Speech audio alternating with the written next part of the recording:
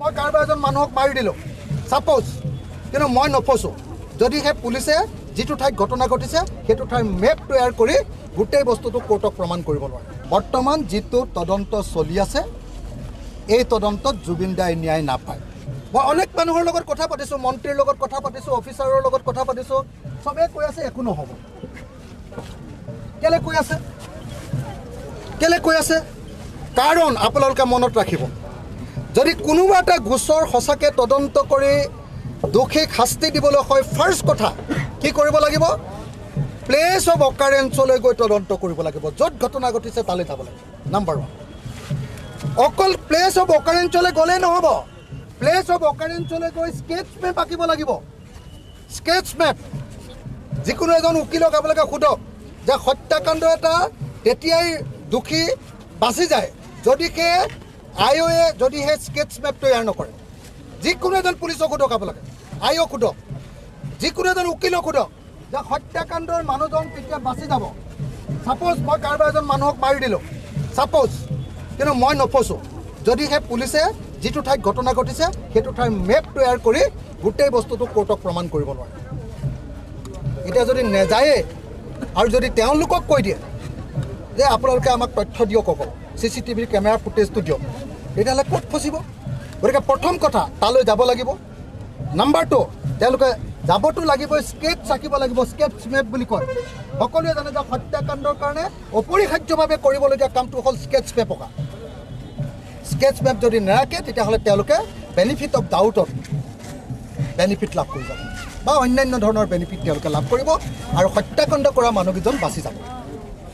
তৃতীয়তে অকল সেইটো কৰিলে নহ'ব, এই যে জুবিন দাৰ মৃত্যু হৈছিলে, যিজন মানুহে প্ৰথমতে মৃত্যু ঘটনাত উপস্থিত আছিলে সেই গোটেইকেইজনৰ ষ্টেটমেণ্ট ল'ব লাগিব। অকল তেওঁলোকে ষ্টেটমেণ্ট ল'লে নহ'ব, তাৰপিছত যিকেইজন মানুহক তেওঁলোকে উঠাই আনিছিলে, পুলিচে ৰেস্কিউ কৰিছিলে, হয় ৰেস্কিউ টিম নহ'লে পুলিচে তেওঁলোকৰ ষ্টেটমেণ্ট ল'ব লাগিব। অকল ৰেস্কিউ টিমক ষ্টেটমেণ্ট ল'লে নহ'ব, এম্বুলেঞ্চত যদি উঠাইছিলে এম্বুলেঞ্চৰ ষ্টেটমেণ্ট ল'ব লাগিব। যিখন জাহাজ বা য়াটছত উঠাইছিলে সেই য়াটখনৰ কেপ্টেইন আৰু তাৰ কৰ্মচাৰীবিলাকৰ মানে হেৰি ল'ব লাগিব, ষ্টেটমেণ্ট ল'ব লাগিব। তাৰপিছত যি ডাক্তৰে চাইছিলে ডাক্তৰৰ হেৰি ল'ব লাগিব, যি ডাক্তৰে চাইছিলে তেওঁলোকৰ ল'ব লাগিব, আৰু যি মেডিকেল চাৰ্টিফিকেট দিছিলে, যি পষ্টমৰ্টেম ৰিপৰ্ট দিছিলে তেওঁলোকৰো ষ্টেটমেণ্ট ল'ব লাগিব। আটাইবিলাকৰ ষ্টেটমেণ্ট ল'ব লাগিব। যদি এইবিলাক ষ্টেটমেণ্ট নলয় পৃথিৱীৰ কোনো গোচৰত কোনেও কাকো গ্ৰেপ্তাৰ কৰিব নোৱাৰে, কোনেও কাকো শাস্তি দিব নোৱাৰে। এতিয়া যিটো হৈ আছে সেইটো হ'ল কি জানেনে, সেইটো হ'ল তদন্ত সময়ছোৱাত কেইদিনমানৰ কাৰণে জেল হাজতত ৰখা, কেইদিনমানৰ কাৰণে জেলত মানে জুডিচিয়েল হেৰি বুলি কয়, কাষ্টডি বুলি কয়, কোৰ্টৰ কাষ্টডিত মাত্ৰ কেইদিনমানৰ কাৰণে ৰখা। মই আপোনালোকক গেৰাণ্টি দিছোঁ, আৰু এইটো মই জুবিন গাৰ্গৰ সমাধি ক্ষেত্ৰত গেৰাণ্টি দিছোঁ। কি বুলি গেৰাণ্টি দিছোঁ? বৰ্তমান যিটো তদন্ত চলি আছে এই তদন্তত জুবিন দাই ন্যায় নাপায়। মই আপোনালোকক গেৰাণ্টি দিছোঁ, এইটো হয়নে নহয় আপোনালোকে চাব। তাৰ কাৰণটো কি? তাৰ কাৰণটো হ'ল মই আইনবিলাক পঢ়ি লৈছোঁ। তাৰ কাৰণটো কি? মোৰ জীৱনত 165টা কেছ হৈছে, মই 165টা কেছ এই যে যুঁজি আছোঁ তাৰ অভিজ্ঞতাৰ পৰা মই কৈছোঁ যে জুবিন গাৰ্গৰ মৃত্যু বা হত্যাকাণ্ডৰ জগৰীয়াসকলে কোনোপধ্যে এইবাৰ শাস্তি নাপায়, তেওঁলোকৰ ওপৰত শাস্তি ঘোষিত নহয়, তেওঁলোকে ট্ৰায়েলত জিকি যাব। আৰু সেইকাৰণে আপোনালোকে নিশ্চয় গম পাইছে যে শ্যামকানু মহন্ত নামৰ মানুহজনে প্ৰথমতে অসম পুলিচলৈ ভয় কৰি অসমত হাল্লা হ'ব বুলি ভাবি তেওঁ এনকুৱাৰীটো CBIলৈ নিব খুজিছিলে, কিন্তু যেতিয়া গম পালে অসম পুলিচৰ গোটেই এনকুৱাৰীটোৱে 2 নম্বৰী, এইটোৰ পৰা আমি বাচি যাম, আমি একুইটেল পাম, সেইকাৰণে লগে লগে তেওঁ সুপ্ৰিম কোৰ্টৰ পৰা কেছটো উঠাই ল'লে। কেছটো তেওঁ উঠাই ল'লে কিয়? তেওঁ কেছটো উঠাই লোৱাৰ প্ৰধান কাৰণটো হ'ল কি জানেনে? তেওঁ কেছটো উঠাই লোৱাৰ প্ৰধান কাৰণটো হ'ল কাৰণ তেওঁ বাচিব বুলি ইতিমধ্যে গম পাই গৈছে। সেইকাৰণে মই আপোনালোক সকলোকে অনুৰোধ কৰিব খুজিছোঁ, সেই অসমবাসী ৰাইজ আপোনালোকক সকলোকে অনুৰোধ কৰিব খুজিছোঁ, জুবিন দাৰ ন্যায় মানে হ'ল 2টা ঘটনা।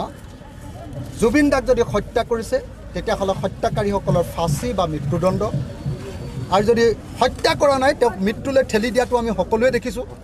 গতিকে মৃত্যুলৈ ঠেলি দিয়াৰ কাৰণে যাৱজ্জীৱন কাৰাদণ্ড। আৰু বৰ্তমান চৰকাৰে যিটো তদন্ত কৰি আছে এইটো কোনোপধ্যে দোষীবিলাক শাস্তিৰ সন্মুখীন নহয়, মই এইটো আপোনালোকক গেৰাণ্টি দি কৈছোঁ। সেইকাৰণে আমি বাৰম্বাৰ দাবী জনাই আহিছোঁ যে এই গোচৰ CBIক দিব লাগে। CBIহে ছিংগাপুৰৰ লগত কথা পাতি এই তদন্ত কৰিব পাৰিব, আমাৰ অসম পুলিচে একো কৰিব নোৱাৰে। কিন্তু অসমৰ মুখ্যমন্ত্ৰীয়ে শ্যাম কানুক বচাবৰ কাৰণে, সিদ্ধাৰ্থক বচাবৰ কাৰণে এই কেছ CBIক দিব খোজা নাই, CBIক নিদিয়ে। সেইকাৰণে মই আপোনালোকক অনুৰোধ কৰিবলৈ আহিছোঁ, সেই ৰাইজ সঁচাকৈ যদি আপোনালোকে জুবিন গাৰ্গৰ ন্যায় বিচাৰিছে তেতিয়াহ'লে মাত পাতক, সকলোৱে মাত পাতক যে জুবিন গাৰ্গৰ ন্যায় বিচাৰৰ কাৰণে প্লেচ অফ অকাৰেঞ্চলৈ যাওক পুলিচ। সেইটো SIT হওক সেয়া CBI হওক, মোৰ মতে CBI দিব লাগে। CBIটো অকল নহয়, CBIক চাই থাকিব লাগে গুৱাহাটী হাইকোৰ্টৰ চিফ জাষ্টিচ বা গুৱাহাটী হাইকোৰ্টৰ এটা টিম অফ জাষ্টিচ, এটা ন্যায়াধীশৰ টিমে, তেওঁলোকৰ তদাৰকীত এই তদন্তটো হ'ব লাগে, যাতে CBIটো 2 নম্বৰী সদায় কেন্দ্ৰীয় চৰকাৰৰ কথা মতে চলে, যাতে CBI গণ্ডগোল কৰিব।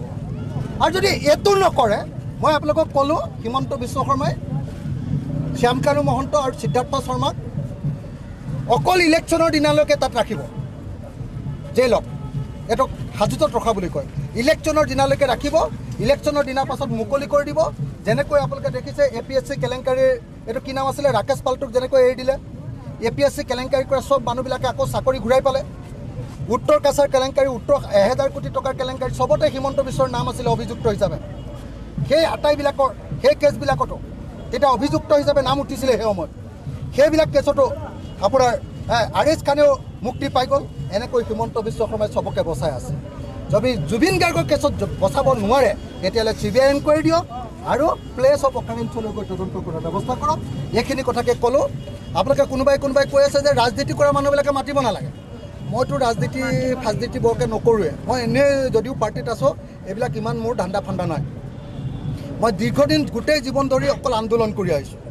এজন এক্টিভিষ্ট মানে বুজি পাই নহয় জানো? এক্টিভিষ্ট বা আন্দোলনকাৰী বা সংগ্ৰামী হিচাপে মই দাবী উত্থাপন কৰিছোঁ যে এই গোচৰ CBIক দিব লাগে, এই গোচৰ একদম ঠাইত গৈ তদন্ত কৰিব লাগে, এই গোচৰৰ স্কেটছ মেপ তৈয়াৰ কৰিব লাগে, এই গোচৰৰ একদম যোনে বস্তু মানে মানুহক উঠাই নিছিলে তেওঁলোকক গৈ ষ্টেটমেণ্ট ল'ব লাগে, এই গোচৰৰ কাৰণে চেণ্ট্ৰেল গভৰ্ণমেণ্টৰ পৰা প্ৰিভিয়াছ চেংচন ল'ব লাগে, এই গোচৰৰ কাৰণে তদন্তকাৰী সংস্থা হিচাপে CBIক দিব লাগে। আৰু এই গোচৰত এটা আটাইতকৈ ডাঙৰ কথা ক'বলৈ পাহৰি গৈছোঁ, কি কয়, শ্যাম কানু মহন্তক পইচা দিছিলে কোনে মিটিং কৰিবলৈ? তেওঁলোকতো ফচিব লাগে। কোনে দিছিলে জানেনে? এক্সটাৰ্নেল এফেয়াৰ্ছ মিনিষ্টাৰ পবিত্ৰ মাৰ্ঘেৰিটাহঁতৰ ডিপাৰ্টমেণ্ট।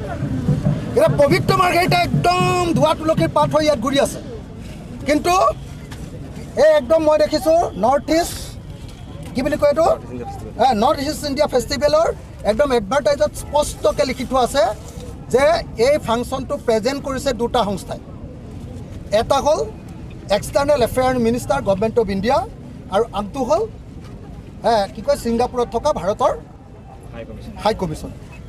আৰু আপোনালোকক মই দেখুৱাই দিওঁ, এইটো ইয়াত জুবিন গাৰ্গৰ ফটো লৈ চাওক। নৰ্থ ইষ্ট ইণ্ডিয়া ফেষ্টিভেলৰ জুবিন গাৰ্গৰ ফটো লৈ আপোনালোকে নিজে চাওক যে এইটো জুবিন গাৰ্গৰ ফটো লৈ এডভাৰটাইজ কৰিছে। এয়া হ'ল আমাৰ ভাৰত চৰকাৰৰ এইটো অশোক চক্ৰ হয়নে? Ministry of external affairs government of India, high commission of India Singapore presents লিখিছেনে? তাৰপাছত এইটো অসম চৰকাৰ চব গভৰ্ণমেণ্ট অফ আছাম, অশোক চক্ৰ গভৰ্ণমেণ্ট অফ মিজোৰাম, আৰু এয়া কোন? এয়া হ'ল জুবিন দা, আৰু এয়া হ'ল north east India festival 2024 19 to 21 September. তাৰমানে এই গোটেই পইচাটো দিছে এক্সটাৰ্নেল এফেয়াৰ্ছ মিনিষ্ট্ৰী বা প্ৰেজেণ্ট কৰিছে, আৰু অসম চৰকাৰে পইচা দিছে। এতিয়া অকল শ্যাম কানু আৰু অকল সিদ্ধাৰ্থ শৰ্মা তাত দেখুৱাই আছে, আৰু সিহঁতকো বচাই দিব, কাৰণ এওঁলোক নিজে চৰকাৰী জড়িত আছে এই ফাংচনটো পতাৰ ক্ষেত্ৰত।